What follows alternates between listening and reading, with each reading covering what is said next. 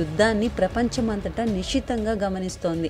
S-400 దెబ్బతింటే Russia defence market, Rafale దెబ్బతింటే France market, అలాగే మన ఆకాశ్ తీర్ లాంటి స్వదేశీ డిఫెన్స్ దెబ్బతింటే మన రక్షణ వ్యవస్థకు సంబంధించిన స్టాక్స్ పడిపోతాయి. ఇలా ఆర్థికంగా దెబ్బ కొట్టాలని చూసింది. కానీ అది జరగలేదు. ఈ యుద్ధాన్ని నిశితంగా గమనించిన మిగతా దేశాలు మన బ్రహ్మోస్ లాంటి అస్త్రాల కోసం దేశ రక్షణ వ్యవస్థను సంప్రదిస్తున్నారు. దీనివలన మనకు కొత్త మార్కెట్ ఓపెన్ అవుతుంది. ఆర్థిక వ్యవస్థ ఇంకా ముందుకెళ్తుంది. ఇది జరగకుండా చేయాలని ఇలా ఫేక్ న్యూస్ని స్ప్రెడ్ చేస్తోంది పాకిస్తాన్.